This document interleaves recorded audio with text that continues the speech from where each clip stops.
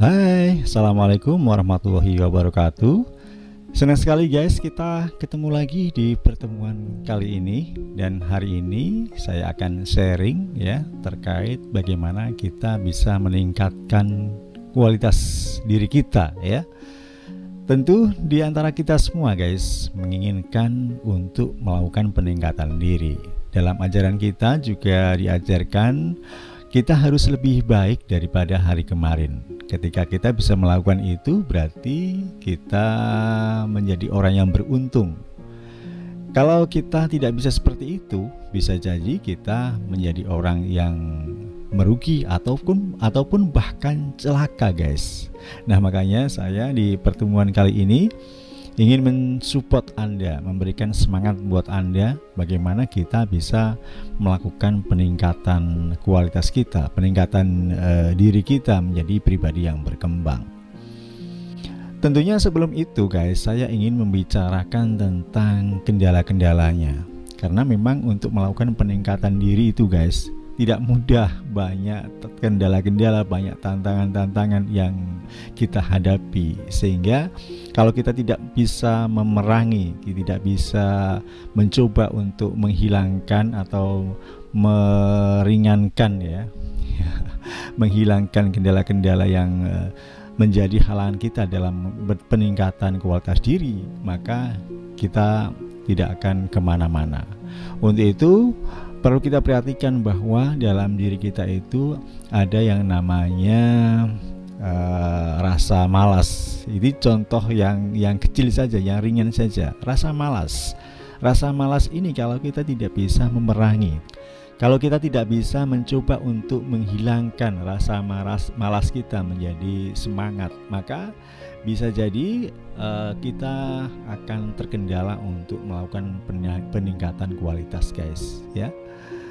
Kalau sebagai contoh, katakanlah kita mau untuk berangkat menuju pekerjaan kita yang menjadi tujuan kita. Tapi karena ada rasa malas di situ, akhirnya kita walaupun kita sudah menyiapkan alarm, tapi kita tidak berangkat juga, kita molor saja ya. Makanya ini salah satu hal yang harus kita hilangkan, kita perangi sehingga kita menjadi orang yang disiplin dalam melaksanakan kegiatan-kegiatan kita. Kemudian yang kedua hambatannya terkadang kita itu sudah nyaman dengan posisi atau keadaan yang kita alami saat ini guys. Ini adalah salah satu juga kendala kita di dalam melakukan peningkatan kualitas. Katakanlah alhamdulillah Anda semua mungkin dalam keadaan berkecukupan ya.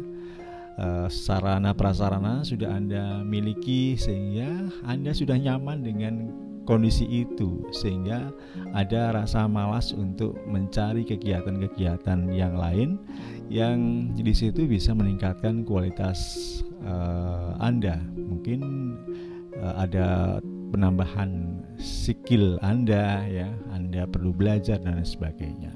Nah, makanya di pertemuan kali ini ya ingin saya mencoba untuk menyemangati Anda ya, biar Anda lebih semangat di dalam melakukan peningkatan diri. Itu adalah salah satu contoh saja. Yang satu tadi kendalanya adalah adanya perasaan malas melakukan sesuatu.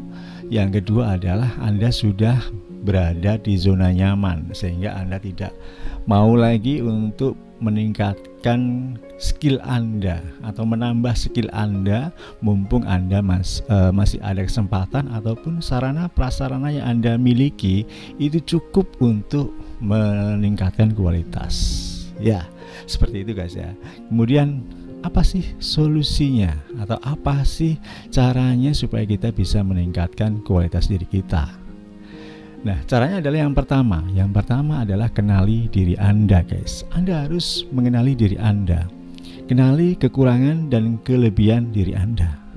Dengan Anda mengenali kekurangan Anda guys, maka Anda akan mencoba untuk menghilangkan kelemahan-kelemahan Anda ataupun menutupi kekurangan-kekurangan Anda dengan sesuatu yang lebih baik, sehingga kekurangan-kekurangan itu bisa tertutupi atau bahkan hilang dan berganti pada kelebihan-kelebihan.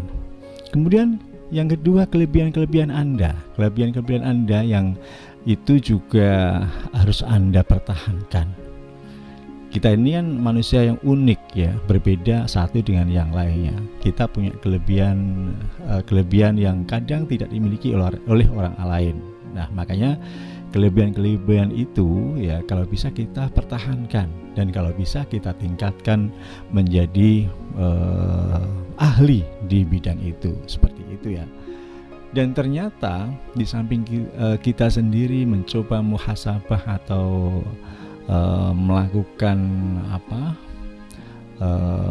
sesuatu yang bisa mendapatkan ya kelebihan dan kekurangan kita ya, maka terkadang kelebihan dan kekurangan itu juga terkadang ditunjukkan oleh orang lain. Nah, kita harus juga menerima itu. Kalau memang itu adalah kekurangan kita, ya kita coba untuk menghilangkan kekurangan-kekurangan itu. Nah, ini adalah salah satu contoh saja ya, atau tips ya, yaitu di mana kita bisa melakukan peningkatan kualitas kita dengan mengetahui diri kita, kekurangan dan kelebihan kita. Lanjut lagi pada yang kedua, guys. Yang kedua adalah kita melakukan tindakan konkret ya. Jadi kalau kita itu punya tujuan ya, yang di situ juga kita punya perencanaan matang untuk mencapai tujuan tersebut. Bahkan kalau di sebuah perusahaan sampai beberapa hari, beberapa bulan harus merencanakan sesuatu untuk pengembangan sebuah perusahaan. Nah, kalau Anda sebagai seorang pemimpin, kemudian Anda melakukan tindakan-tindakan yang jauh dari perencanaan-perencanaan tadi, maka Anda juga tidak akan kemana-mana ya. Perusahaan Anda tidak akan kemana-mana. Makanya Anda harus buat yang namanya skala prioritas. Mana yang penting, mana yang tidak penting, mana yang mendesak, mana yang tidak mendesak, seperti itu. Nah, dalam diri kita ya juga sama. Tentunya kita harus mencoba untuk fokus pada tujuan kita. Lakukan tindakan aksi nyata ya, jangan cuman berangan-angan saja ya. Kalau kita cuman berangan-angan saja ya jalan di tempat. Makanya kita harus mencoba untuk berbuat ya, betul-betul beraksi sesuai dengan strategi ataupun rencana yang sudah kita tetapkan. Manakala kita sudah bisa seperti itu, maka kita bisa menjadi pribadi yang berkembang, guys. Jadi wujudkan cita-cita Anda dengan aksi nyata, perbuatan-perbuatan nyata, seperti itu ya. Kemudian yang ketiga, ini yang terakhir, walaupun ada beberapa tips yang banyak, tapi dalam kesempatan ini saya cuma berikan 3 tips saja bagaimana kita melakukan pengembangan diri. Yang ketiga adalah kita minta dukungan pada orang-orang yang ada di sekitar kita ya. Bisa keluarga kita, bisa para guru-guru kita, atau kalau memang Anda punya kesempatan, waktu dan biaya, Anda bisa mengikuti pelatihan-pelatihan ya.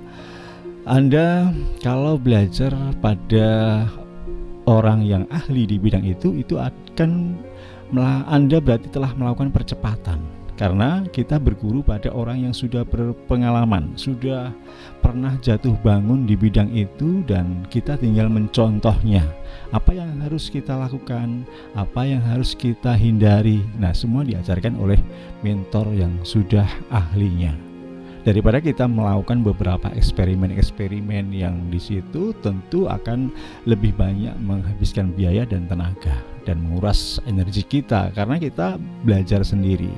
Lebih baik Anda belajar pada mentor yang sudah ahli. Anda juga bisa menambahnya dengan membaca buku ataupun sharing-sharing kepada orang-orang yang ada di dekat Anda, untuk mensupport Anda supaya Anda bisa berkembang, mengingatkan Anda ketika Anda melakukan sebuah kesalahan, dan mensupport Anda ketika Anda saat itu terpuruk dalam kegagalan, supaya Anda melangkah lagi, bangkit lagi, dan terus mencoba fokus pada mencari jalan keluar.